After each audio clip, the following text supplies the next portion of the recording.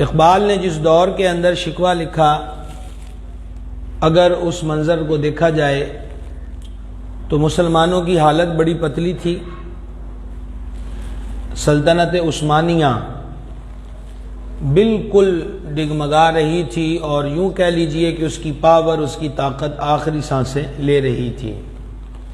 اس خطہ بر صغیر کی حالت یہ تھی کہ یہاں پر برطانیہ کے سامراجی پنجے جو ہیں وہ گاڑے جا چکے تھے اور ہر طرف ان کا راج پاٹ تھا۔ پھر ایشیا اور عرب کی جو صورتحال ہے وہ دن بدن بدلتی جا رہی تھی، رنگینیوں کا شکار ہو کر، جس کا بھی ہم تذکرہ کریں گے جواب شکوہ کے اندر، اصل حالت سے اپنے ہٹتے ہوئے قوم جو ہے وہ نظر آ رہی تھی۔ تو اقبال نے مسلمانوں کی اس دور کی صورتحال کو سامنے رکھ کر خاکم بدہن کہہ کر کہ میرے منہ کے اندر خاک، خوگر حمد سے گلہ بھی سن لے، کہ جو تیری تعریف کرتا ہے اس سے ایک گلہ بھی سن لے، اس عنوان کے تحت اس نے بہت حسین پیرایوں کے اندر بڑی طویل و عریض گفتگو کی،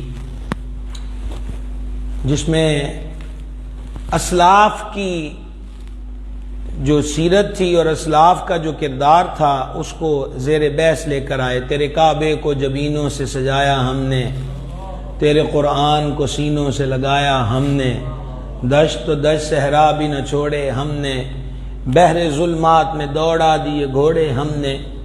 تو یہ ساری چیزیں، اور اقبال کی شاعری جو شکوہ کی تھی وہ یہ کہہ رہی تھی کہ اب تو جو بت پرست ہیں وہ تو وہ رہ گئے، اب تو بت بھی مندروں کے اندر مسلمانوں کو ان کا مذاق اڑاتے ہیں، استہزاء کرتے ہیں کہ ان مسلمانوں کا بھی کوئی خدا ہے، یعنی ان کی جس قسم کی عجیب صورتحال ہے، جیسی پتلی حالت ہے، تو کوئی مسلمانوں کا بھی کوئی خدا ہے۔ تو یہ بہت سارے شکوے کے انداز کے اندر بات کی، تو ہم نے چونکہ آج منتخب کیا ہے کہ جواب شکوہ کے جو اسرار و رموز ہیں، تو جواب شکوہ کو سمجھنے کے لیے یہ بات سمجھ لینی چاہیے کہ اصل میں جواب شکوہ کے اندر اقبال یہ تصور لائے ہیں کہ جیسے یہ جواب جو ہے، شکوہ کس سے کیا؟ اللہ تعالیٰ سے، تو پھر جواب کدھر سے آنا تھا؟ اس طرف سے آنا تھا۔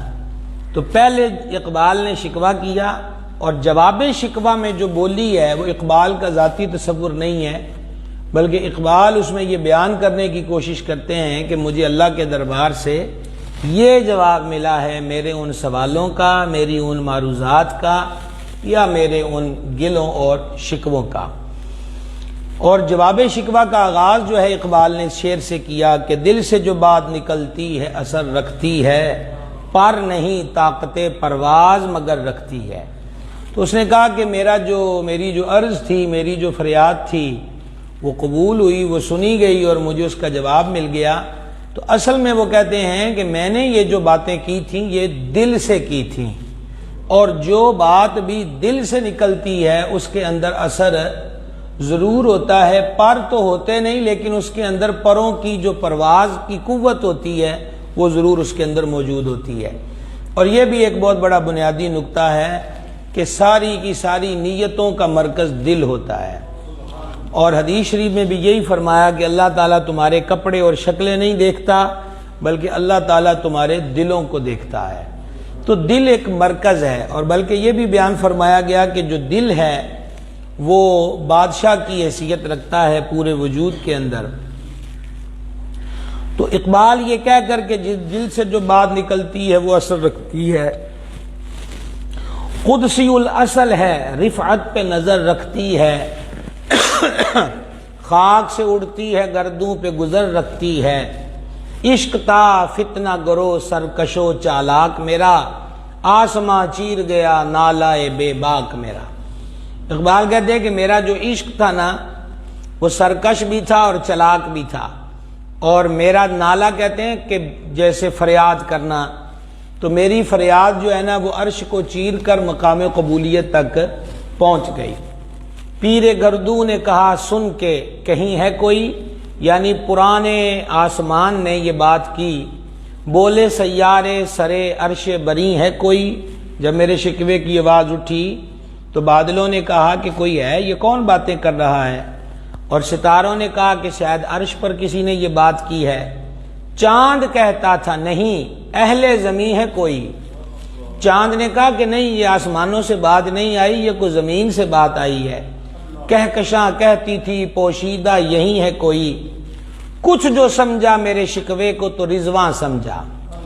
رضواں کون ہے؟ یہ وہ فرشتہ ہے جن کے ہاتھ کے اندر جنت کا اختیار ہے، ان کا نام ہے حضرت رضواں.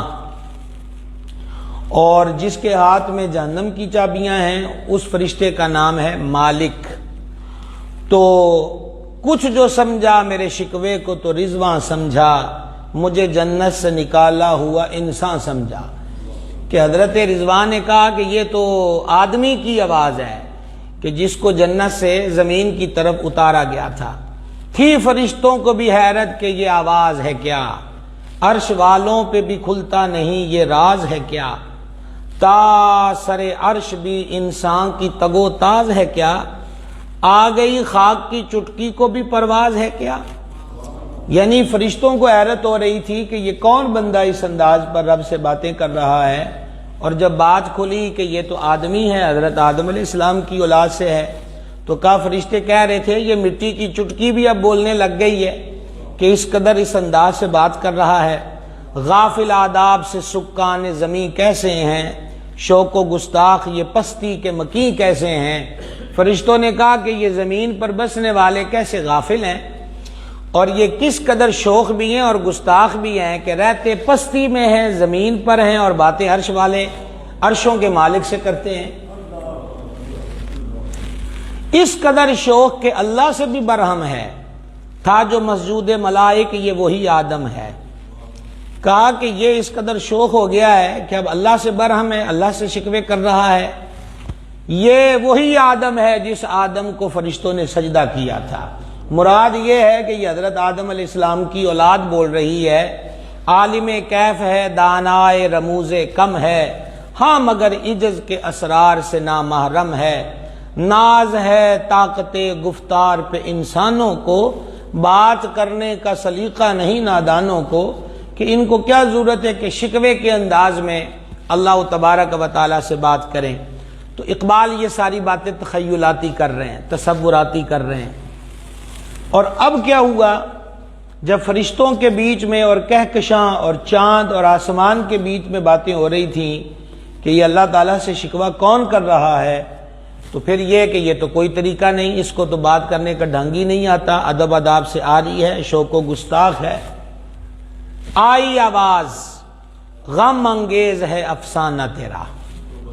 اب یہ جو آواز ہے نا، یہ اقبال کا تصور ہے کہ اس کو کہتے ہیں ہاتف غیبی. تو اقبال گویا کہ یہ تصور دے رہے ہیں کہ جب فرشتوں میں میرے شکوے پر یہ باتیں ہونے لگیں تو پھر اللہ کے دربار سے آواز آئی. آئی آواز غم انگیز ہے افسانہ تیرا، اشک بے تاب سے لبریز ہے پیمانہ تیرا. آسماں گیر ہوا نعرہ مستانہ تیرا، کس قدر شوق زباں ہے دل دیوانہ تیرا. شکر شکوے کو کیا حسن ادا سے تو نے، ہم سخن کر دیا بندوں کو خدا سے تو نے. یعنی آواز یہ آئی کہ واقعی تیری باتیں بڑی دکھی ہیں، مسلمانوں کی حالت بڑی پتلی ہے، ذلت و رسوائی میں تم مبتلا ہو، حالت بڑی عجیب و غریب ہے. بت خانوں میں بت بھی اب تم پہ ہنستے ہیں، تمہاری ذلت و رسوائی پہ جشن منائے جا رہے ہیں. افسانہ تو تیرا بڑا غمناک ہے، اور کمال تیرے قلم کا یہ ہے کہ تو نے شکوے کو بھی شکر کے انداز میں بیان کیا ہے. اب اگلی بات سنیے، جواب شکوہ، یعنی اب جو اللہ تعالیٰ کی بارگاہ میں شکایت رکھی اقبال نے، اب وہاں کے جواب کی پہلی سطر. اور میں کہتا ہوں کہ یہ صرف اگر اتنی ہی سطر بیان کر دی جائے تو سارا جواب شکوہ رب کے دربار سے اس ایک مصرے کے اندر کافی ہے. ہم تو مائل بکرم ہیں کوئی سائل ہی نہیں. آئی سمجھ کے نہیں جی؟ ہم تو مائل بکرم ہیں کوئی سائل ہی نہیں، راہ دکھلائیں کسے راہ رو منزل ہی نہیں. تربیت عام تو ہے، جوہر قابل ہی نہیں، جس سے تعمیر ہو آدم کی یہ وہ گل ہی نہیں، کوئی قابل ہو تو ہم شان کئی دیتے ہیں، ڈھونڈنے والوں کو دنیا بھی نہیں دیتے ہیں۔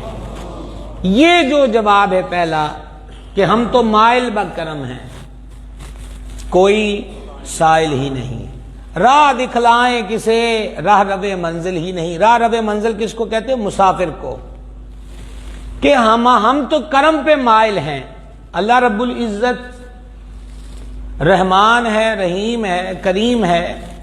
حدیث شریف میں فرمایا اللہ جل جلالہ کریم بھی ہے اور حیا فرمانے والا بھی ہے۔ وہ اس بات سے حیا فرماتا ہے کہ کوئی بندہ اس کے دربار میں ہاتھ اٹھائے اور وہ اس کے ہاتھوں کو خالی پلٹا دے، وہ اس بات سے بھی حیا فرماتا ہے۔ ہم تو مائل با کرم ہیں، ہم تو کرم فرمانا چاہتے ہیں لیکن سوالی کوئی نہیں۔ اب اگر بھکاری جو ہیں وہ دیگر گلیوں میں شور اٹھائیں کہ لو جی ہمارا کاسا خالی، ہماری جیب خالی، ہمارے پلے کچھ نہیں، ہم تو بھوکے مر گئے، ہمیں تو ملا ہی کچھ نہیں، تو ان سے یہی کہا جائے گا کہ تم کنگالوں کی گلیوں میں پھر رہے ہو، سخی کے بازار میں گئے ہی نہیں ہو۔ سخی تو تمہارے لیے مال سخاوت رکھ کر بیٹھا ہے کہ کوئی آئے اور ہم اس کی جھولی کو بھر دیں۔ تو کہا رحمان جل جلالہ کے دربار سے یہ جواب آیا، ہم تو کرم فرماتے ہیں لیکن کوئی سائل بھی تو ہو، اور ہم راہ بھی دکھلاتے ہیں۔ ایسا نہیں ہے کہ ہم راہ نہیں دکھاتے، لیکن راہ رب منزل ہی نہیں، راہ بھی دکھاتے ہیں، منزل بھی بتاتے ہیں، پر مسافر کوئی نہیں آتا جس کو اس طریقے پہ چلایا جائے۔ تربیت عام تو ہے، جوہر قابل ہی نہیں، جس سے تعمیر ہو آدم کی یہ وہ گل ہی نہیں۔ گل کہتے ہیں مٹی کو اور گل کہتے ہیں پھول کو۔ کہا کہ تعمیر آدمیت جس مٹی سے ہونی ہے وہ مٹی یہاں ہے ہی کوئی نہیں ہے، کوئی قابل ہو تو ہم شان کئی دیتے ہیں، ڈھونڈنے والوں کو دنیا بھی نہیں دیتے ہیں۔ یہ جو اقبال نے کہا ہے کہ ہم تو مائل با کرم ہیں، کوئی سائل ہی نہیں، منزل دکھلائیں، راہ دکھلائیں کسے راہ رب منزل ہی نہیں، اللہ تبارک و تعالیٰ نے واضح طور پر قرآن پاک میں فرمایا۔ توجہ کے ساتھ اسے سنیے گا، سورہ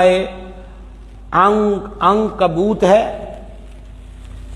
یہ 29 نمبر سورہ ہے قرآن کریم کی اور 21ویں سپارے میں ہے، اور اس کی آخری آیت ہے 69، والذین جاہدوا فینا، اور جنہوں نے ہماری راہ میں کوشش کی، جنہوں نے ہماری راہ میں کوشش کی، لَنَهْدِيَنَّهُمْ سُبُلَنَا، ضرور ہم انہیں اپنا راستہ دکھا دیں گے۔ بڑے وجہ سے سبحان اللہ کہنے والی آیت تھی، آپ گزر گئے، ایسے گزر گئے۔ کیا فرمایا؟ وَالَّذِينَ جَاهَدُوا فِينَا، جنہوں نے ہماری راہ میں کوشش کی، لَنَهْدِيَنَّهُمْ سُبُلَنَا، تو ضرور ہم ان کو جنہوں نے سٹرگل کی ہے، جد و جہد کی ہے، اور کی کس لیے ہے؟ جاہدوا فینا، ہماری راہ کے اندر، تو ہم ضرور اسے راہ دکھائیں گے۔ وَإِنَّ اللَّهَ لَمَعَ الْمُحْسِنِينَ، بے شک اللہ نیکوں کے ساتھ ہے۔ اب یہ جو فرمایا کہ جو ہماری راہ میں کوشش کرے ہم اسے راہ ضرور دکھائیں گے، حبر الامہ سیدنا عبداللہ ابن عباس رضی اللہ تعالیٰ عنہما اس کی تفسیر میں فرمایا کہ اس آیت کی تفسیر یہ ہے کہ جنہوں نے ہماری راہ میں کوشش کی ہم انہیں ثواب کی راہ دیں گے۔ حضرت جنید بغدادی رحمۃ اللہ تعالی علیہ نے فرمایا کہ مراد یہ ہے کہ جو بندہ توبہ کی کوشش کرے گا، آئے تو صحیح، ان جی بار بار رولا پائی جاوے کہ میں تے پاپیاں گناہگار ہوں، کہا تو صحیح، بوا تو کھلا ہوا ہے۔ تو حضرت جنید باغ فرماتے ہیں کہ مراد یہ ہے کہ جو ہماری راہ میں توبہ کی کوشش کریں گے ہم ان کو اخلاص کی راہ عطا فرمائیں۔ فضیل بن عیاض رحمہ اللہ نے اسی کے تحت بیان کیا کہ ہم انہیں راہ دکھلائیں گے۔ لیکن وہ جد و جہد کیا ہے؟ وہ کہتے ہیں جو طلب علم میں کوشش کریں گے، جو علم سیکھنے میں کوشش کریں گے، ہم انہیں عمل کی شکوے سارے اپنی جگہ درست ہیں، پر ہمارا کرم تو عام ہے، لیکن سوالی کوئی نہیں۔ ہم نجات کی راہ بھی دکھاتے ہیں، ہم منزل بھی بتاتے ہیں، ہم فتح کا راستہ بھی بتاتے ہیں، ہم مغلوبی سے غالب آنے کی ہنر بھی بندوں کو دیتے ہیں، لیکن کیا کریں؟ یہاں لوگوں کا حال یہ ہے کہ راہ دکھلائیں کسے، راہ روے منزل ہی نہیں۔ اور پھر اس کے بعد دوسرا جو ربائی ہے اس کے جواب کی، وہ گلہ نہیں سمجھ آ رہی ہے؟ یہ دیکھیں مشکل عنوان چنا ہے آج کے جمعے کے لیے، لیکن ہے ضروری، اور آج کی نوجوان نسل کو اقبال سمجھ میں آ جائے نا، یہ 5 ویلے مسیتوں ہی نہ اٹھن۔ یہ ایک حقیقت بتا رہا ہوں، اب سنیں آگے۔ ہاتھ بے زور ہیں، الہاد سے دل خوگر ہیں۔ ہاتھ بے زور ہیں، اس سے مراد کیا ہے؟ اس سے مراد یہ ہے کہ طاقت سے خالی، بندوں کے ہاتھ طاقت سے خالی، جہاد سے آری، یعنی جنہوں نے جہاد کرنا تھا اللہ کی راہ میں، انہوں نے تو ہاتھوں میں کڑے پہن لیے، چوڑیاں پہن لی، یا ان کے ہاتھ میں گٹار دے دیا گیا، یا ان کے ہاتھ کے اندر شراب کا جام دے دیا گیا۔ ہاتھ بے زور ہیں، جو اللہ تعالیٰ کے دین کی سربلندی کے لیے راہ حق میں تلوار اٹھانے کے لیے ہاتھ ہوتے تھے، ان ہاتھوں میں گٹار آ گئے، آلات موسیقی آ گئے، شراب آ گئی، انہوں نے عورتوں کی طرح چوڑیاں پہن لی۔ الہاد سے دل خوگر ہیں، الہاد کہتے ہیں بے دینی کو، کہ مسلمان ہو کر دین اسلام کا دل دادا نہیں ہے، بلکہ بے دینی کا دل دادا ہے۔ آپ جواب شکوہ کا دور پڑھیں اور 2022 کو دیکھیں کہ آج کا حال کیا ہے۔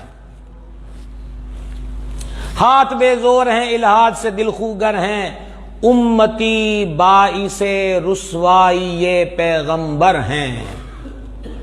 امتی کس کے؟ لا الہ الا اللہ محمد رسول اللہ۔ عمل کیا ہیں؟ کہا یہ امت اپنے ہی رسول کی رسوائی کا سبب بن گئی، کہ کلمہ نبی پاک علیہ السلام کا پڑھا ہے، راہ و رسم کسی کے، وضع قضا کسی کی، صبح و شام کے انداز اور طور طریقے کسی کے۔ اب یہ جواب شکوہ آ رہا ہے کہ تسی کہندے ہو اسی تے ذلیل ہو گئے، سڑے تے پلے کھ نہیں دیا، انہوں نے کہو تسی آپ انجوئے ہو۔ بت شکن اٹھ گئے، باقی جو رہے بت گر ہیں، تھا براہیم پدر اور پسر آزر ہیں۔ اقبال نے کہا وہ جو بتوں کو توڑنے والے تھے، یہ جواب شکوہ ہے، جو بتوں کو توڑنے والے تھے وہ چلے گئے، اب تو بت بنانے والے پیچھے رہ گئے۔ حضرت ابراہیم علیہ السلام کا چاچا تھا آزر، اور چاچے کو بھی عربی زبان کے اندر اب ابو باپ کہا جاتا ہے۔ تھا براہیم پدر اور پسر آزر ہیں۔ اسلام کا باپ جو ہے وہ سیدنا ابراہیم خلیل اللہ علیہ السلام ہے، اسلام دین کا۔ ہم ملت ابراہیمیہ علیہ السلام والے ہیں نا، تو حضرت ابراہیم علیہ السلام نے کیا کیا؟ بتوں کو کیا کر دیا؟ توڑ دیا۔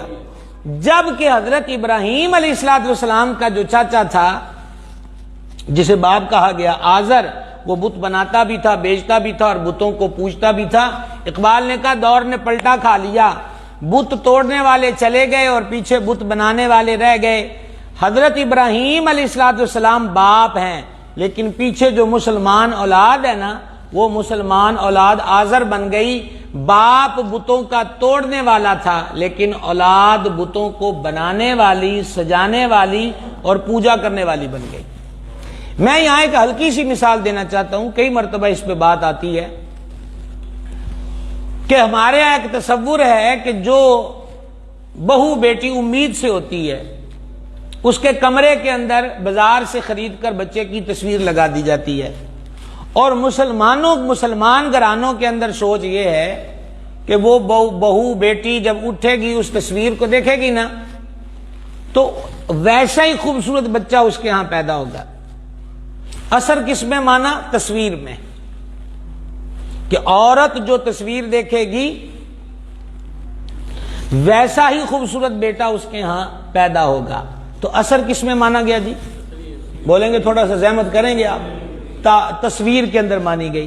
جبکہ یہ قرآن بیان کرتا ہے اللہ تمہاری ماؤں کے رحموں میں جیسی چاہتا ہے ویسی صورت بناتا ہے. تو کہا بت شکن چلے گئے، اب پیچھے بت بنانے والے آ گئے. اب دوسری طرف ہمارے ہاں تصور دیکھیں نگینا. بعض حدیث کے اندر سرخ عقیق کا ذکر آیا. البتہ یہ ضرور ہے کہ مٹی میں، پتھروں میں مختلف قسم کی زمین کی جو جنسیں ہیں ان کے اندر تاثیریں ہیں. چونے کی اپنی تاثیر ہے، ٹھیک ہے جی، گندک کی اپنی تاثیر ہے. وہ ایک الگ چیز ہے کہ کوئی جسم پہ لگایا تو اس سے الرجی دور ہوگی، مرض دور ہو گیا. کسی دوائی کے اندر کوئی چیز ڈالی تو اس سے کوئی بہتری آ گئی. لیکن ہمارے ہاں یہ ہے کہ فلان نگ پہنا جائے، نگ، نگینا، تو کہتے ہیں جی تقدیر بدل جائے گی. اور باقاعدہ لوگ پامسٹروں کے پاس جاتے ہیں، جی پہلے تو میرا ستارہ کڈو کہ کیڑا ہے، پھر وہ بتائے گا اس ستارے والے کو یہ رنگ ٹھیک ہے، پھر اس کو انگوٹھی یہ پہننی چاہیے، فلان نگینے کی پہننی چاہیے. وہ زمرد پہن لے، وہ فروزہ پہن لے، وہ عقیق پہن لے، وہ نیلم پہن لے، پھکراج پہن لے، مرجان پہن لے. اب تصور کیا ہے کہ مرجان پہنا یا عقیق یا مختلف قسم کی جو پتھر ہیں پہنا، تو کہا جی بس میرے تو حالات بدل گئے. اور پھر اگلا تصور اس سے بھی بھیانک ہے کہ وہ میرے دوست نے انگوٹھی مجھ سے لے لی یا کہیں میں نے رکھی تھی گم ہو گئی، جدوں دا وہ پتھر گیا ہے نا ساڈا دے بیڑا ہی گرک ہو گیا ہے. دو مثالیں سمجھ میں آئیں کہ نہیں آئیں؟ اگر آ گئی ہیں تو شعر پھر سن لو. ہاتھ بے زور ہیں، الہاد سے دل خوگر ہیں، امتی بائی سے رسوائی یہ پیغمبر ہیں. بت شکن اٹھ گئے،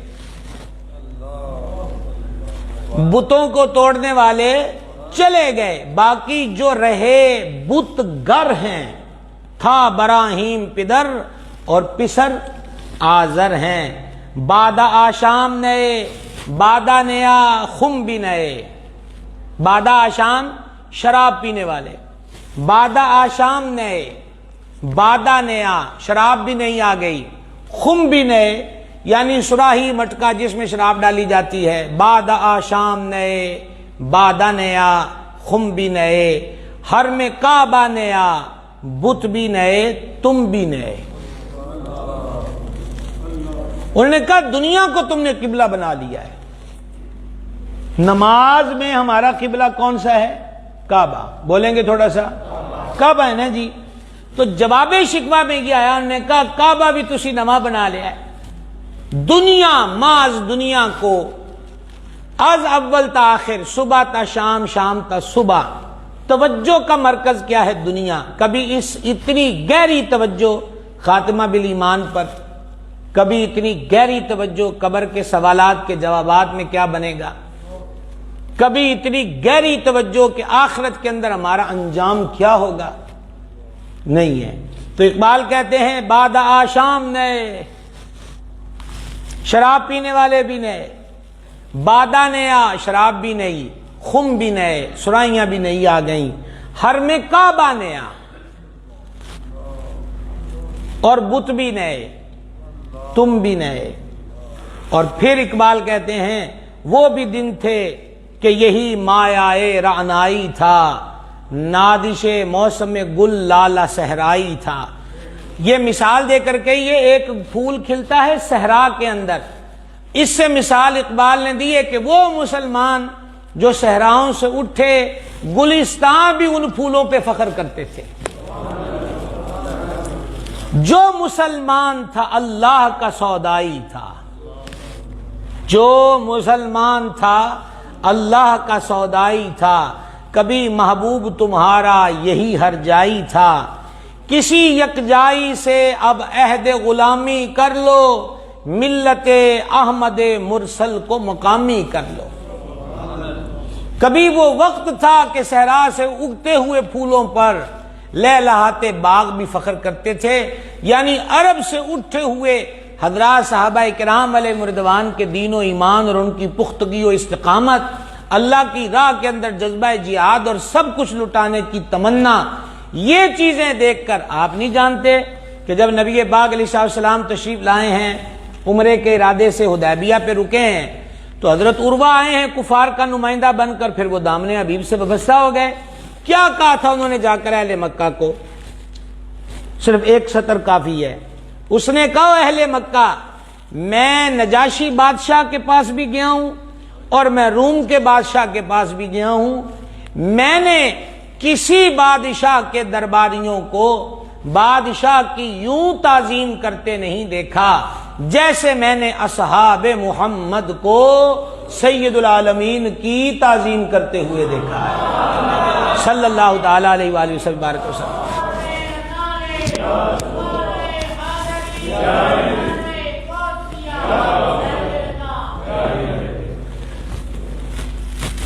تو کہا یہ وہ صحرا کے پھول تھے کہ جن پہ باغ بھی ناز کرتے تھے، اور وہ مسلمان جو مسلمان تھا اللہ کا سودائی تھا، کبھی محبوب تمہارا یہی ہرجائی تھا۔ اقبال نے شکوے میں اللہ تعالیٰ کو ہرجائی کہا، شکوے کے اندر، تو جواب شکوہ آیا، فرمایا او جنہاں دیاں گلاں تو کردا ہے انہاں دا محبوب بھی میں ہی سی، وہ مجھی سے محبت کرتے تھے، کسی یکجائی سے اب عہد غلامی کر لو، ملت احمد مرسل کو مقامی کر لو۔ کہ اب بھی کچھ نہیں بگڑا، اب بھی سمجھو، اب بھی سنبھلو، اپنے آپ کو بچاؤ۔ نبی کریم علیہ السلام کی جو ملت ہے، حضور جان نور صلی اللہ تعالی علیہ وآلہ وسلم کی امت، اس کو مقامی کر لو۔ مقامی کرنے کا مطلب کیا ہے؟ جسٹ فارمیلٹی نہیں، ہر وقت ہر کام میں امت احمد مرسل کے سامنے یہ ہونا چاہیے کہ میرے سرکار کا اس کام کے بارے میں کیا حکم ہے، اجازت دی ہے کر لو، منع فرمایا ہے رک جاؤ۔ کئی ولیوں کے بارے میں یہ بات معروف ہے، حضرت باجی بستامی رحمت کے بارے میں بھی ہے کہ وہ کوئی چیز بھی کھانے سے پہلے یہ تحقیق کرتے تھے کہ میرے سرکار نے بھی اسے تناول فرمایا تھا کہ نہیں۔ اگر جواب ہاں میں ملتا تو پھر اگلا سٹیپ یہ ہوتا کہ نبی پاک علیہ السلام نے اس کو کس طرح تناول فرمایا، پھر وہ اس چیز کو کھاتے۔ اور جب یہ جواب نہ ملتا تو آپ کہتے تھے وہ چیز چھوڑ دی جائے جس کے کھانے میں حضور کی سنت چھوٹنے کا خدشہ ہو۔ تو مقامی کرنے سے مراد یہ ہے کہ نبی کریم صلی اللہ تعالی علیہ وسلم، تو اقبال نے کہا کسی یکجائی سے، او در در نہ پھرو، کسی دیاں نقلاں چ نہ پھرو، ایک جگہ دے پکے ہو جاؤ۔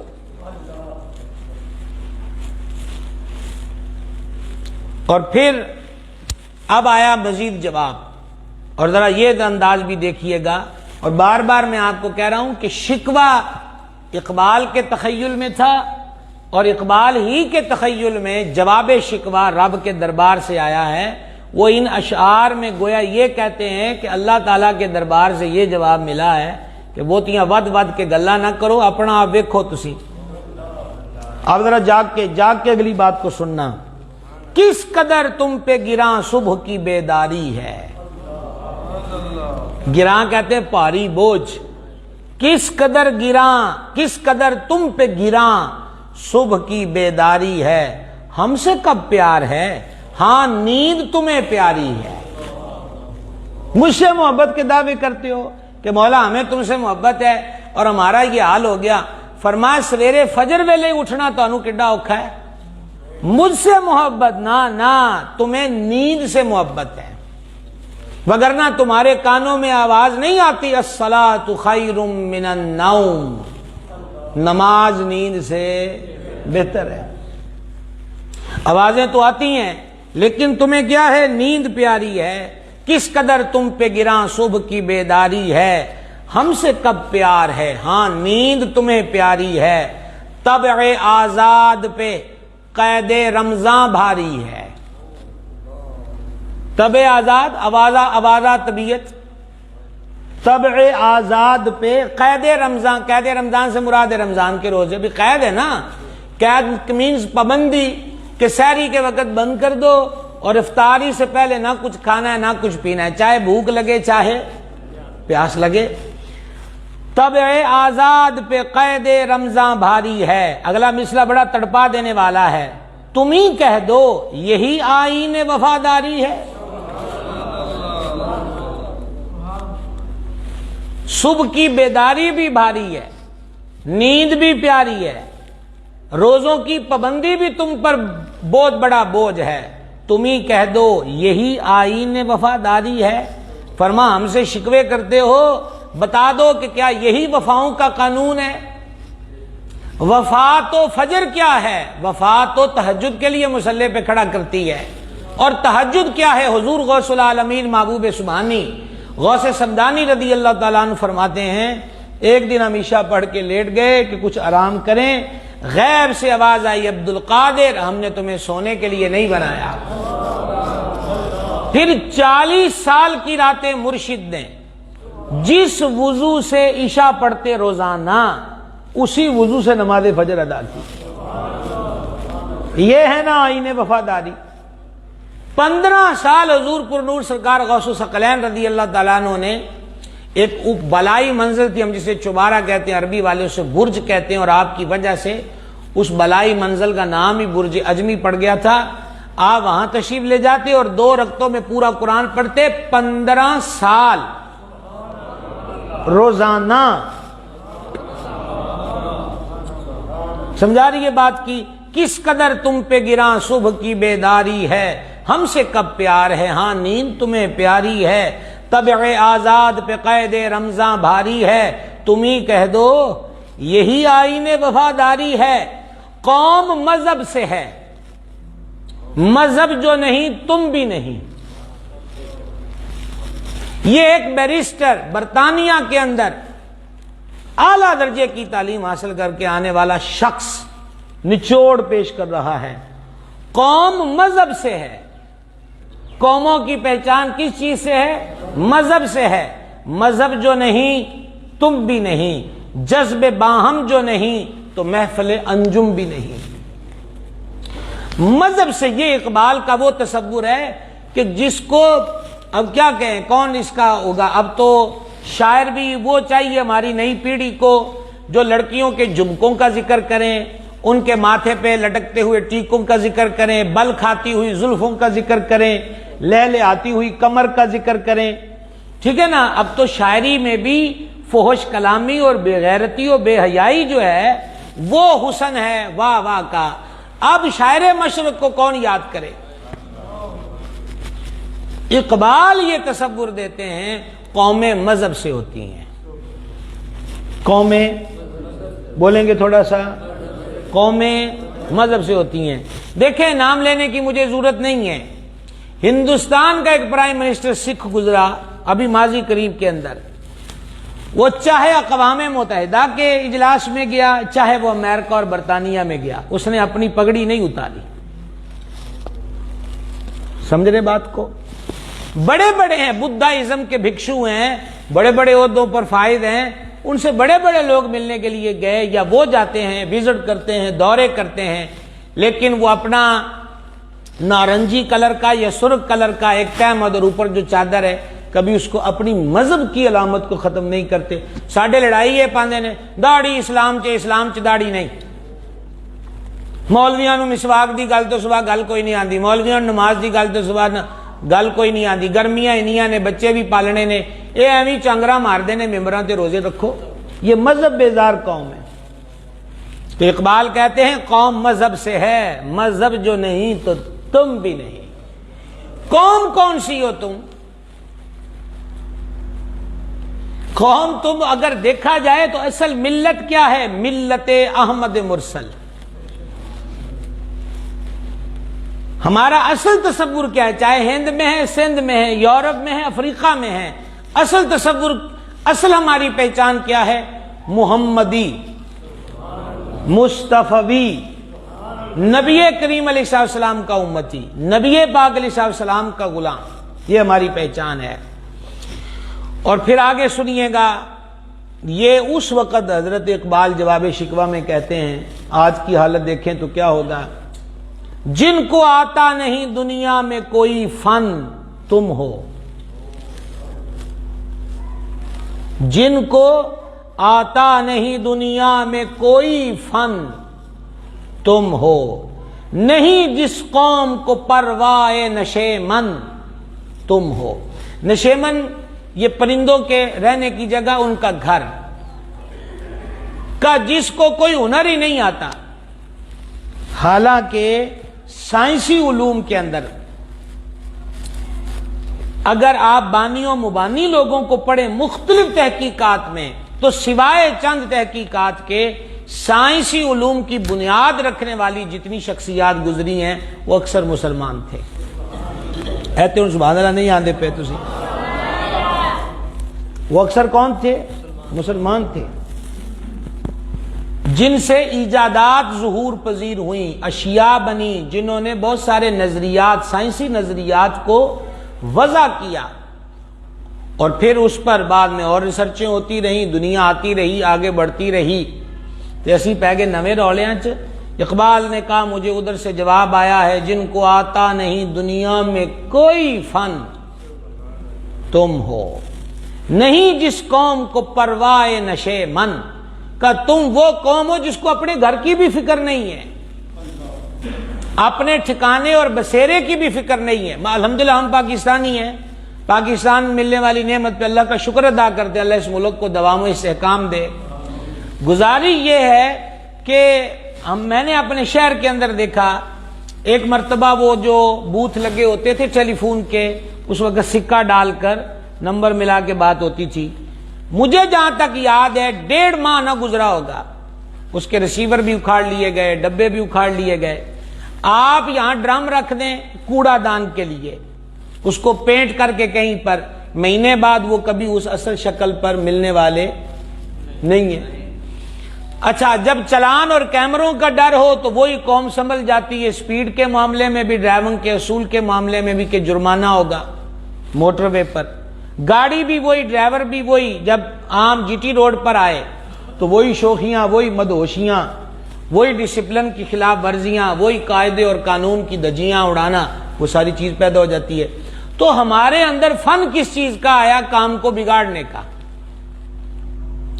اس کو یہ بات اگلی جو میں کر رہا ہوں کوئی مذاق مسخری کی نیت سے نہیں، آپ اندازہ کریں، لوگ اس پہ تبصرہ کرتے ہیں کہ آپ ریلوے اسٹیشن، ایئرپورٹ یا روڈوں پر پمپ جو ہیں، واش روموں کے اندر جائیں تو پورے کے پورے واش روم تحریروں سے بھرے پڑتے، گندی غلیظ باتیں، عجیب اور مزاح خیزی کی باتیں۔ اس قوم کا مائنڈ سیٹ کیا ہے، اس کا تخیل اور تصور کتنا بلند ہے، اس کا اندازہ واش روم کی دروازے اور اس کی چار دیواری دے دیتی ہے۔ جن کو آتا نہیں دنیا میں کوئی فن تم ہو، نہیں جس قوم کو پرواہ نشے من تم ہو، بجلیاں جس میں ہو آسودہ وہ خرمن تم ہو۔ خرمن کہتے ہیں یہ جیسے گندم کاٹ کے رکھ لی جائے بھوسے سمیت، اس کو خرمن کہتے ہیں، اناج کا ڈھیر۔ بجلیاں جس میں ہو آسودہ وہ خرمن، آرام۔ آسودہ کا مطلب پتہ کیا ہوتا ہے؟ بجلی کا کام ویسے کیا ہے؟ جو بجلی کی کڑک پڑتی ہے آگ نہیں لگا دیتی، بولے او بھائی جی چیز نو ساڑ دی نہیں۔ اقبال کہتے ہو تسی او توڑی دا ٹھیر ہو کہ بجلیاں بھی پہنتے ہو بھی تہاڈے وچ سکون نہ آ کے بہ جاندیاں نہ، او دا اثر بھی مک جاندا تے تانوں بھی ککھ نہیں ہوندا۔ بجلیاں جس میں ہو آسودہ وہ خرمن تم ہو، بیچ کھاتے ہو جو اسلاف کے مدفن تم ہو۔ جنہوں نے اپنے اسلاف اور بزرگوں کی قبریں بیچ دیں وہ تم ہو۔ بڑی معذرت کے ساتھ یہ تلخ بات ہے، کتنے کتنے ہمارے دیش کے اندر کتنے کتنے بڑے آستانے ہیں کہ جن کے کیسز ہائی کورٹ اور سپریم کورٹ میں چلے، اور میں نے کئی مرتبہ سفروں میں ہوتا ہوں تو جہاں بھی کوئی مزار شریف ہو کوشش ہوتی ہے ایسا وقت مل جائے تو حاضر ہو کے فاتحہ پڑھی جائے۔ تو کئی مرتبہ میں نے مزارات پہ دیکھا ہائی کورٹ کا صاحبزادہ صاحب کے حق میں فیصلہ آنے پر مبارکباد پیش کرتے ہیں۔ کس چیز کا فیصلہ آیا کہ قطبیت کا درجہ صاحبزادے کو مل گیا ہے، ولایت کا مقام مل گیا ہے، غوثیت کا درجہ مل گیا ہے؟ بولیں کیا ملا ہے؟ گلے کا اختیار، نذرانوں کا اختیار۔ لڑائی کس چیز پر ہے؟ اس چیز پہ لڑائی ہے، ولیوں کی میراث کیا ہوتی ہے؟ ولیوں کی میراث نبی کریم علیہ السلام کی اتباع سے ہٹ کر تو نہیں ہو سکتی، لیکن آگے صاحبزادوں میں لڑائی کس چیز کی ہوتی ہے؟ اس چیز کی کہ نہیں میں تیرے تے کیس کر دینا ہے، کس گل دا تو تہجد کیوں پڑھدا ہے جبکہ تہجد میں پڑھنی ہے؟ کبھی یہ کیس سنا ہے؟ تسی سارے چوپشا ہو گئے ہو، کو گل دی سمجھ آ رہی؟ کوئی نہیں آ رہی؟ او بھائی جی یہ عرشوں سے اقبال کہتا ہے جواب آیا، بیچ کھاتے ہیں جو اسلاف کے مدفن تم ہو۔ میں آپ کو ایک ہلکی سی جھلک دینا چاہتا ہوں، سلطان الہند غریب نواز خواجہ معین الدین حسن چشتی اجمیری رضی اللہ تعالیٰ عنہ اولاد موجود ہے، آخری وقت ہے، وہ سارے تبرکات جو پیڑھی در پیڑھی ولی اپنے نائب کو بخشتے تھے، سلطان الہند غریب نواز نے فرمایا قطب الدین بختیار کاکی یہاں نہیں ہے، یہ امانت اس کا حق ہے۔ مراقبے سے باہر آ کے سبحان اللہ کہیں، سمجھ آئی کہ نہیں آئی؟ اولاد موجود ہے، لیکن سجادہ نشین کون بنے گا؟ خلیفہ اعظم کون بنے گا؟ قطب الحق والدین قطب الدین بختیار کاکی۔ جب قطب الحق والدین سرکار بختیار کاکی نور اللہ مرقدہ کے وصال کا وقت ہوا، خواجہ اجمیر میں وصال فرمائے اور قطب پاک کا وصال دہلی میں ہوا، تو جب ان کے وصال کا وقت ہوا اعزہ اقربا موجود ہیں، فرمایا یہ امانت میرے غریب نواز نے مجھے دی تھی، اب اس امانت کا اہل فرید الحق والدین فرید الدین گن شکر ہے، لہذا یہ امانت اس کو دی جائے گی۔ آئی سمجھ؟ حضور فرید الحق والدین سرکار کا وصال پاک پتن میں ہوا، اولاد موجود ہے،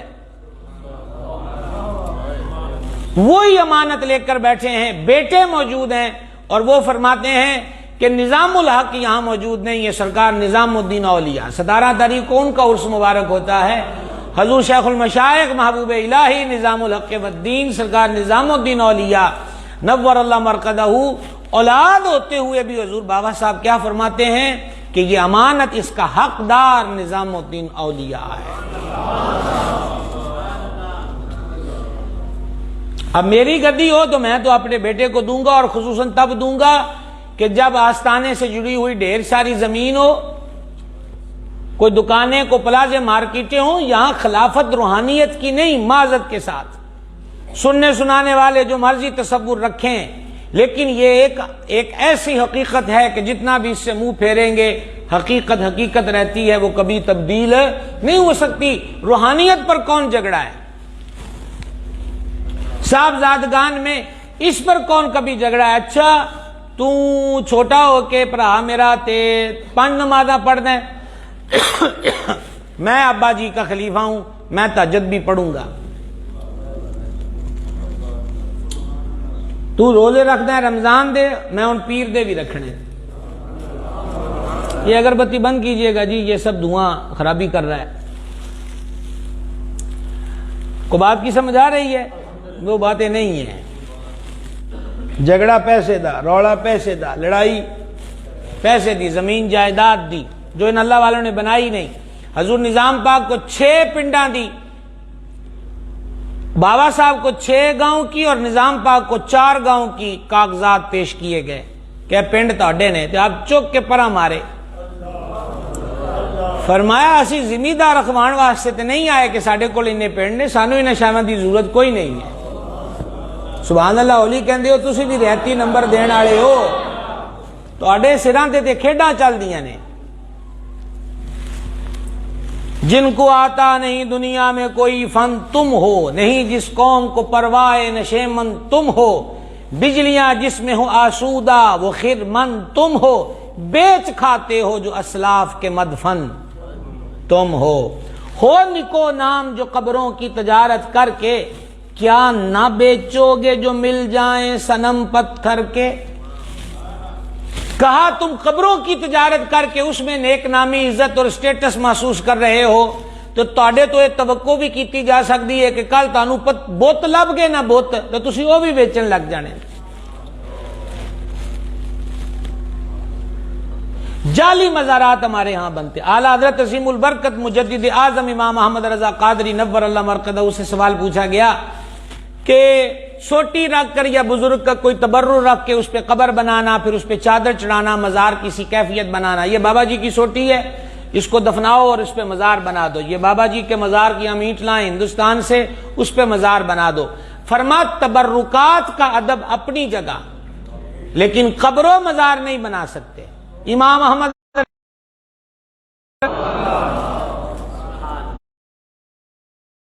ٹھیک ہے، اسی طرح اعلیٰ حضرت عظیم البرکت رحمۃ اللہ علیہ سے سوال ہوا، یہ فتاوی رضویہ کی 9ویں جلد انہی مسائل پر ہے۔ سوال ہوا کہ ایک بندہ کہتا ہے کہ بزرگ میرے خواب میں آئے اور میرے خواب میں آ کر ان بزرگوں نے یہ کہا کہ میری قبر انگڑ جالی، نہ خواب کی وصیت پر عمل ہوگا، نہ جعلی قبر بنانا جائز، نہ اس کی اصل قبر جیسی تعظیم کرنا جائز، بلکہ یہ سب امور حرام ہیں۔ یہ اعلیٰ حضرت امام احمد رضا رحمۃ اللہ نے فتویٰ دیا۔ یہ ہے بریلویت۔ کاش کے سمجھا کرے کوئی۔ شکوے ہم سے کرتے ہو، آج کا وہ موضوع سمجھ میں آیا کہ نہیں آیا؟ جواب شکوہ۔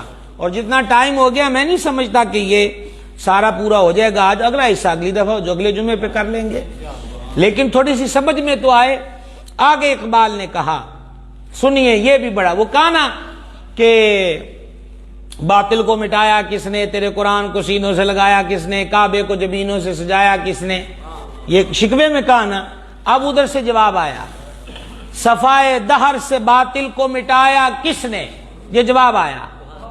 دہر یعنی کہ دنیا سے باطل کو کس نے مٹایا، نوع انسان کو غلامی سے چھڑایا کس نے، انسانیت کو غلامی کی تاریک اور ذلت میں زندگی سے آزادی کی صبح میں لانے والا کون ہے، میرے کعبے کو جبینوں سے بسایا کس نے، میرے قرآن کو سینوں سے لگایا کس نے۔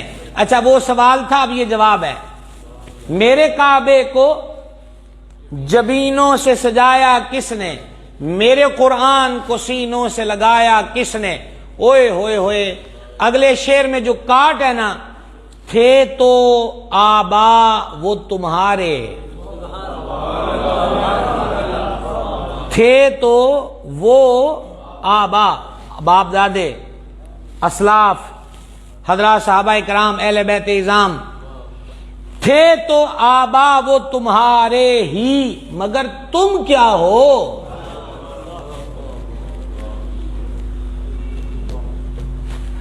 تو یہ بات ٹھیک ہے، وہ تمہارے باپ دادا تھے، بڑے تھے، اسلاف تھے، پر تسی کی ہو۔ تھے تو آبا وہ تمہارے، ایک دفعہ پھر سنیے، صفائے دہر سے باطل کو مٹایا کس نے، نوع انسان کو غلامی سے چھڑایا کس نے، میرے کعبے کو جبینوں سے بسایا کس نے، میرے قرآن کو سینوں سے لگایا کس نے، تھے تو وہ آبا تمہارے ہی، مگر تم کیا ہو، ہاتھ پہ ہاتھ دھرے منتظر فردا ہو، منتظر فردا، اس کا کیا مطلب ہے؟ فکر فردا۔ تم صرف اور صرف کل کیا ہوگا اس انتظار میں بیٹھے ہو، کل کیا ہوگا، لیکن وہ جو گزر گئے نا، جنہوں نے کعبے کو سجایا تھا، ایسا قرآن کو سینوں سے لگایا کہ نیزے پہ قرآن پڑھا۔ تھوڑی آواز آئی ہے جناب، تھوڑی آواز آئی ہے۔ ایسا قرآن کو سینوں سے لگایا کہ نو کے نیزہ پہ پڑھا۔ کہا تھے تو وہ آبا ہی تمہارے، انہاں دیاں تشانہ ہیں، تسی کی ہو۔ ہاتھ پہ ہاتھ دھر کے انتظار کر رہے ہو کل کا، اور کل کا انتظار کرنے کا مطلب کیا ہے؟ تم اس انتظار میں بیٹھے ہو کیا ہوگا جی؟ کوئی معجزہ ہو جائے، ہندو لغت میں کہتے چمتکار، کوئی معجزہ ہو جائے، کوئی چمتکار ہو جائے، بس آنکھیں بند کر کے بیٹھیں اور کوئی غیبی مدد بھاگ کر آ جائے۔ کہا تم صرف انتظار میں بیٹھے، اور وہ کیا تھے؟ وہ کہتے تھے آج بھی ہمارا ہے، ہم کل کو بھی بدل کے رکھ دیں گے، اور انہوں نے اس کو بدل کے رکھا۔ اب سنیے، اقبال نے شکوے میں یہ کہا کہ کافر قصور میں بستے ہیں۔ قصور مین قصر، قصر کہتے ہیں محل کو، اور اس کی جمع ہے قصور، قصور یعنی محلات۔ تو اقبال نے شکوے میں کہا تھا کہ کافر جو ہیں وہ بڑے بڑے محلات یعنی قصور میں بستے ہیں، کہ ساڈے مسلمانہ واسطے صرف ہور دا ہی وعدہ ہے، یہ اس نے شکوے میں کہا۔ اقبال کہتے ہیں مجھے جواب ملا۔ کیا کہا؟ کیا کہا؟ بہرے مسلمان ہے فقط وعدہ ہور، یہ کہا تم جا بھی کرے کوئی تو لازم ہے شعور۔ واہ جی واہ، او بھائی جاگ دیو کہ کوئی نہیں جاگ دیو؟ یہ میں کو رات پتہ نہیں 3:30 کے 3:45 آیا ہوں، تو اس وقت میرا دل کیا کہ اللہ تعالی عدل فرماتا ہے، اللہ تعالی عدل انصاف۔ قرآن پاک میں فرمایا اللہ تعالی ذرہ بھر کسی پہ ظلم نہیں کرتا۔ فرمایا کہ کہا کہ ادھر سے جواب آیا ہے کہ اللہ تبارک و تعالی جو آسمانوں کو بنانے والا، زمین کو بنانے والا ہے، عدل اس کا دستور ہے۔ اب اگلا مصرع جو ہے نا جی تھوڑا سا مشکل ضرور ہے، پر ہم آپ کو انشاءاللہ دونی کے پہاڑے کی طرح آسان کر کے بتاتے ہیں۔ کیا کہا؟ بہرے مسلمان ہے فقط وعدہ حور، شکوہ بے جا بھی کرے تو کوئی لازم ہے شعور، عدل ہے فاتر ہستی کا ازل سے دستور، مسلم آئی ہوا کافر،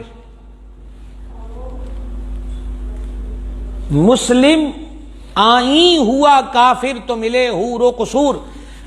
مسلم آئی ہوا کافر، اس کا مطلب کیا ہے؟ اس کا جواب یہ آیا کہ دیکھو کافر ترقی کر گئے، بڑے محلات میں بس رہے ہیں، اپنی دسیسہ کاریوں، تخریبوں، چلاکیوں، دن رات کی محنتوں سے وہ غالب آئے، انہوں نے ملکوں پہ قبضے کیے، انہوں نے جو پاور ہوتی ہے، وہ تیل کی دنیا ہو، سونے کی دنیا ہو، ہیرے جواہرات کی دنیا ہو، وہ کسی نہ کسی طرح اس پہ مسلط ہوئے۔ کیسے؟ سٹرگل سے، کوشش سے۔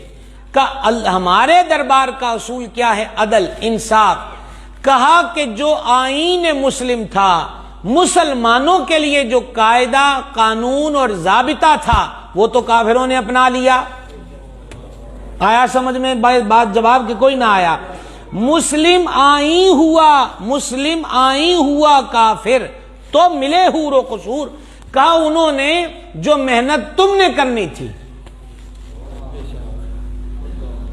اب ہمارے ہاں کیا بات ہوتی ہے عام طور پر، جو بندہ یورپ کا چکر لگا ہے، بعض ملکوں کا، تو وہ آ کے کہتے ہیں کہ یہاں اسلام کی تعلیم ہے، وہاں ہم نے اسلام کو پریکٹیکل صورت میں دیکھا۔ مطلب دھوکہ نہیں ہے، فراڈ نہیں ہے، عدل و انصاف کی حصول کے لیے دھکے کھانے نہیں پڑتے، کسی کا کوئی مال وہاں نہیں کھا سکتا، اگر کسی نے کسی سے زیادتی کی ہے تو وہ قابو میں آئے گا، وہاں پر ججز کو، وکلاء کو کوئی پیسہ ویسا دے کر یا تفتیش میں تھانے دار کو پیسہ ویسا دے کر تفتیش بدلی نہیں جا سکتی، پوری نظر ہوگی۔ دوسرا کیا ہے کہ وہاں 2 نمبر چیز مارکیٹ میں بیچی نہیں جائے گی، ایکسپائر شدہ جو چیزیں ہیں، وہ دوائیاں ہوں، وہ دودھ ہو، وہ کھانے پینے کے بسکٹ ہی کیوں نہ ہوں، جن کی ڈیٹ گزر گئی وہ اب وہاں رینک کے اندر نظر خود بخود نظر نہیں آئیں گے، اٹھا کے پھینک دیں گے۔ یہ بات ہے نا۔ اس سینے میں جو دل ہے اور دل میں جو ایمان ہے اسے گواہ کر کے بتائیے یہ ساری تعلیمات کس کی ہیں؟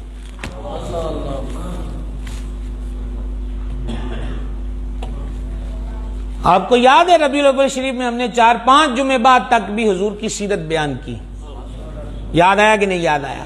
وہ حدیث یاد آئی ہے کہ حضور علیہ السلام بازار سے گزر فرما رہے ہیں اور وہاں گئیوں کا ڈھیر ہے یہ کڑک کا، اور آقا علیہ السلام نے اس میں ہاتھ مبارک ڈالا نیچے تک، تو نیچے تار گندم تھی، تو فرمایا دانے گلے کیوں نہیں؟ حضور پانی پڑ گیا، تو فرمایا اس کو الگ کیوں نہیں رکھا؟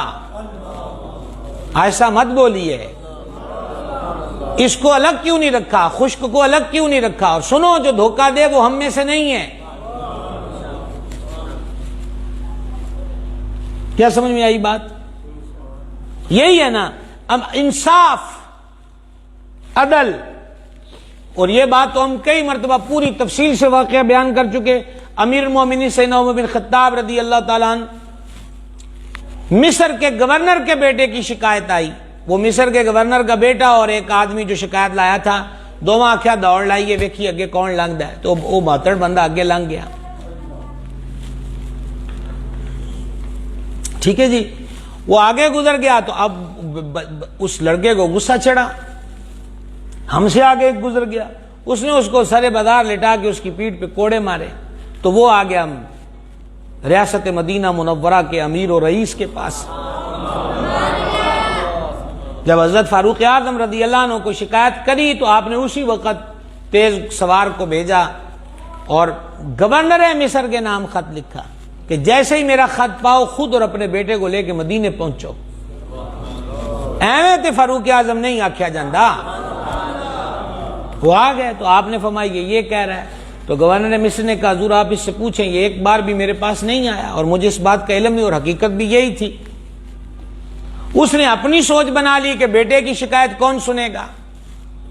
حضرت عمر پاک رضی اللہ تعالی نے بڑے بازار کے اندر گورنر مصر کے بیٹے کو لٹایا اور اس فریادی کے ہاتھ میں وہی کوڑا دیا، فرما جتنے اس نے تیری پشت پہ کوڑے برسائے اتنے برسا،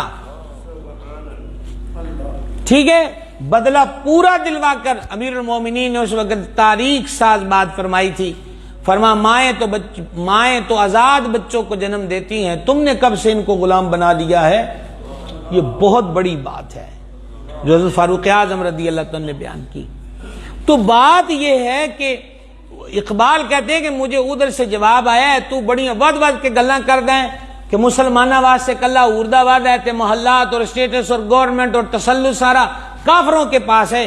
کہا مجھے جواب آیا مسلم آئی ہوا کافر، مسلم آئی ہوا کافر، کافر نے تیرے والے اصول اپنا لیے، اور دھوکہ، خیانت، ڈنڈی، قتل و غارت گری، بے انصافی، بے حیائی، یہ وہ باتیں تھی جو غیروں میں تھیں، وہ تم نے اپنا لی، ذلیل و رسوا ہو گئے۔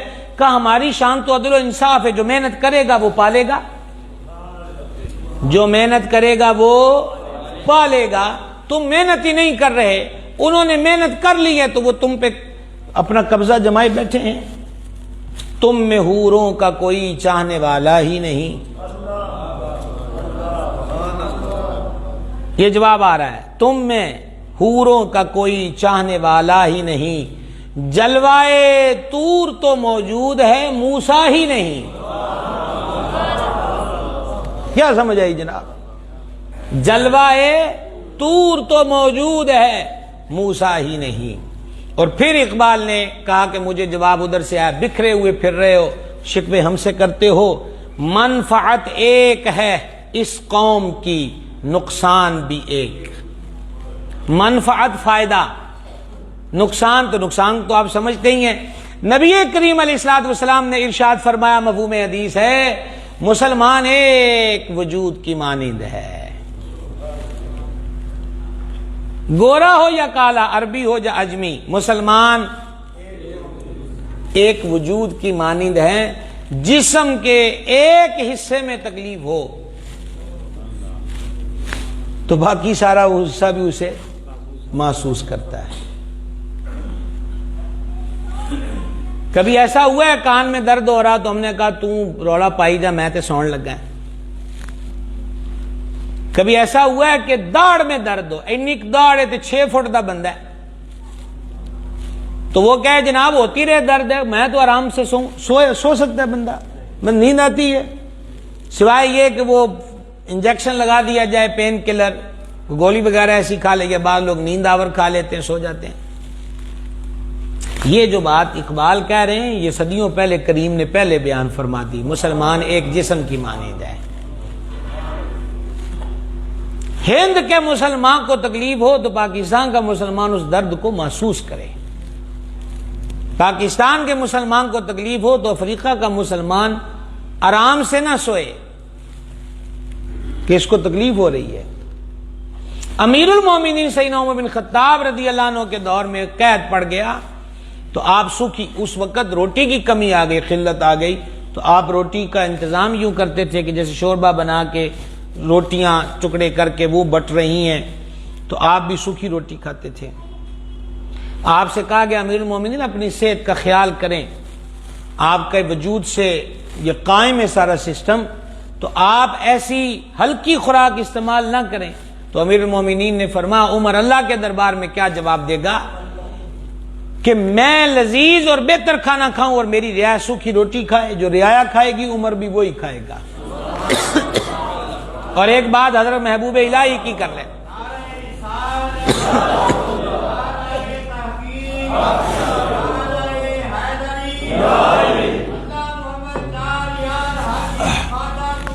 حق فرید یا فرید، ایک بات سرکار نظام پاک کی کریں، اگرچہ پہلے بھی ہم کئی بار ذکر کر چکے، حضرت محبوب الہی نور اللہ مرقدہ آپ نے 90 سال سے زیادہ عمر پائی اور بابا فرید سرکار کے حکم پہ سوائے سخت عذر کے سبب روز روزہ رکھتے تھے۔ سید زادے ہیں، شیخ المشائخ ہیں، حضرت محبوب الہی رحمۃ اللہ علیہ نے کھانا ترک کر دیا، افطاری میں پانی کا گھونٹ، مرید پریشان تھے، حضرت امیر خسرو جو ان کے لاڈلے مرید تھے ان کو بھیجا گیا، عرض کی سیدی آپ کی اس ادا سے مریدوں کے دل زخمی ہیں، ہر فرد پریشان ہے کہ حضور کچھ تناول نہیں کر رہے۔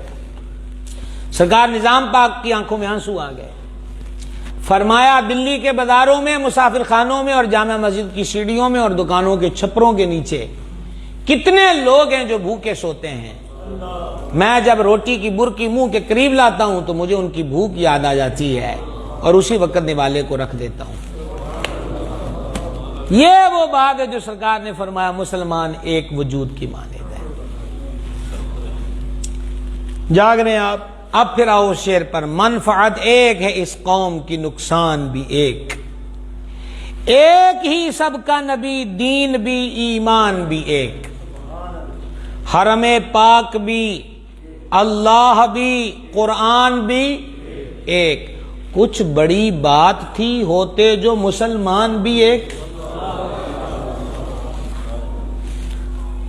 یہ اقبال کی شاعری نہیں ہے، یہ اللہ کے دربار سے جواب آیا ہے، شکوے کا جواب آیا ہے۔ ہمیں فرقوں میں تقسیم کیا گیا، مجھے آپ یہ بدلا دیجئے، آپ فرقوں کی تقسیم کی بات کرتے ہیں، صرف ایک اشارہ دینا چاہوں گا کیونکہ میرا یہ موضوع نہیں ہے، ایک اشارہ دینا چاہتا ہوں، دنیا کے جتنے مذاہب و ادیان ہیں، جتنے مذاہب و ادیان ہیں، آپ وہ سکھوں کی بات کریں، ہندوؤں کی بات کریں، بدھائزم کی بات کریں، مجوسیوں کی بات کریں، پارسیوں کی بات کریں، پھر نصارہ کی بات کیجئے اور یہود کی بات کیجئے، جتنے بھی چھوٹے بڑے مذاہب و ادیان موجود ہیں، کوئی ایسی مثال ہے کہ اس مذہب کا ماننے والا اس مذہب کے بانی کو یا اس مذہب کے پیشوا کو تنقید کا نشانہ بناتا ہو؟ وہ تو غلو کر بیٹھے، سجدے میں چلے گئے، حد کر دی، غیروں نے دکھتی ہوئی رگ کو چھیڑا اور مسلمانوں میں تفریق کے لیے، ان کو پتا تھا، اقبال نے کہا ہے نا، روح عشق محمد اس کے بدن سے نکال دو، یہ فاقہ کاج جو موت سے ڈرتا نہیں کوئی۔ وہ کہتے ہیں یورپ کے اندر، یورپ کی لیبارٹریوں میں، یہ میں ایک تخیلاتی بات کر رہا ہوں، یورپ کی لیبارٹریوں میں تحقیق ہوئی، وہ انہاں دے وچ کیڑی بلا ہے جڑے چک دے کوئی نہیں، استریاں کمر پر پھیر کر، ان انگریزوں نے استریاں پھیر کر، گرم استریاں، اس کے اوپر مرچیں ڈالی، اور مرچیں ڈال کر کہا کہ ہن کرو گل، انہوں نے کہا ہن بھی گل مدینے والے دیے۔ یہ کوئی 100 سال پرانی بات نہیں ہے، یہ ابھی کل کی بات ہے، یوں پیچھے جھانک کر دیکھیے، ابھی کل کی بات ہے۔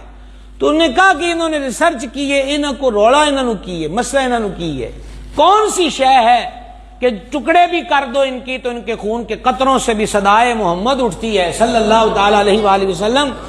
تو انہوں نے کہا ایک ہی چیز ہے، وہ ہے روح عشق محمد صلی اللہ تعالی علیہ وآلہ وسلم۔ حضور کے عشق کی روح ہے جو ان کے وجود میں نہ انہوں بھوک دا اثر، نہ توپ دا اثر، نہ امیری دا رولا، نہ غریبی دا رولا۔ تو انہوں نے کہا پھر مل کر اس چیز کو بیچ میں سے نکالا جائے۔ آپ نہیں دیکھ رہے کہ وہ وقت جو ہم نے دیکھا، 100 سال کے تو ہم نہیں ہوئے، 40 سال کے ہو گئے شناختی کارڈ کے مطابق۔ محض اتنی مدت کے اندر کیا دیکھا کہ کبھی گلی کے اندر افسانہ تھا، شہرت تھی، روڑا تھا، اور سب سے بڑی بریکنگ نیوز یہ تھی کہ فلانے راتی اپنے گھر VCR لے کے آئے نے۔ یہ بریکنگ نیوز ہوتی تھی ملے، توبہ توبہ توبہ، انہیں کہا تھا دو ہی لانگے نے۔ اور VCR یعنی جس میں لگا کے فلم دیکھتے تھے، VCR کو بھی کھیس میں لپیٹ کے، آئی سمجھ؟ اوئے ہوئے فلم، یہ انہوں نے رات VCR لایا، بڑا برا ہوا۔ اب جیبوں کے اندر جو موبائل ہے اس میں دکانوں سے گند بھر کے دیا جاتا ہے۔ لفظ گند سمجھ گئے آپ؟ گند بھر کے دیا جاتا ہے چند روپے کے بدلے میں۔ مجھے یہ بتلائیے گا کہ پٹاس ہو، جلنے کی چیز، پٹرول ہو، ڈیزل ہو، جب اس کو ماچس کی تیلی دکھائیں گے تو آپ کیا سمجھتے ہیں پھولوں کی پتیاں نکلیں گی بیچ سے؟ کیا نکلے گا جی؟ آگ۔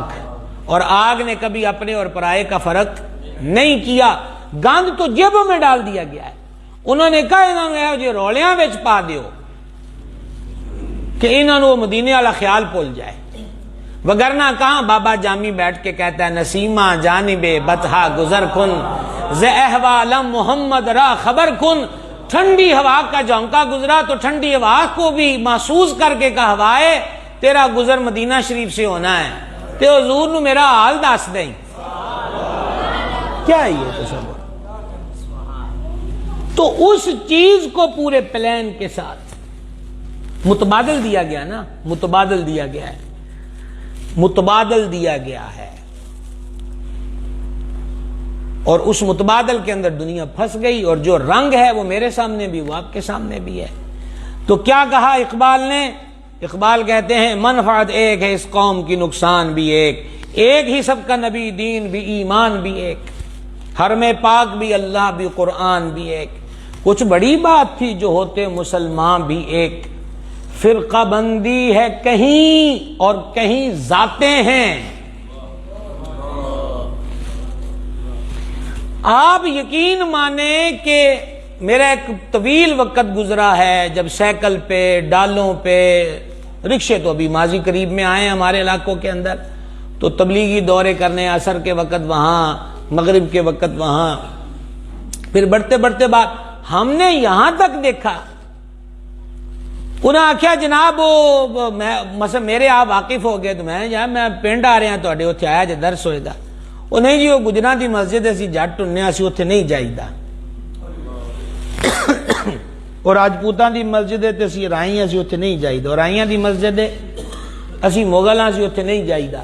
یہ دیہاتوں کے اندر ہم نے یہ چیز پائی۔ مسجد کس کی ہے؟ کو بولنے کی زحمت کریں گے آپ؟ مسجد کس کی ہے؟ بندگی کس کی؟ نماز کس کی؟ لیکن ہمارے ہاں کیا ہے جی؟ فلانے ہاں دی ہے۔ فرقہ بندی ہے کہیں اور کہیں ذاتیں ہیں۔ کیا زمانے میں پنپنے کی یہی باتیں ہیں؟ پنپنا، بڑھنا، گروتھ پکڑنا، افزوں ہونا، کہا کہ یہی چیزیں ہیں تمہاری ترقی کی۔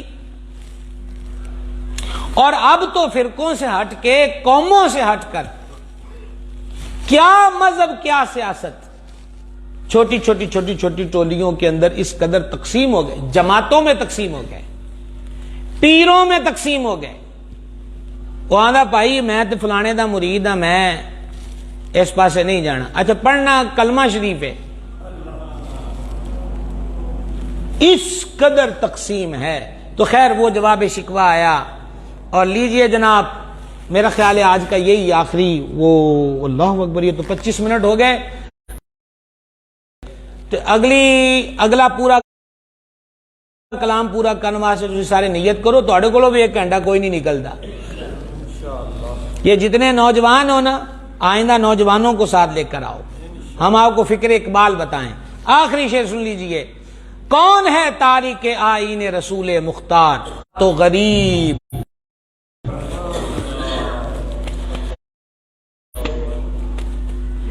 جی ہاں، یہ ایک حقیقت ہے، جا کے ہوتے ہیں مساجد میں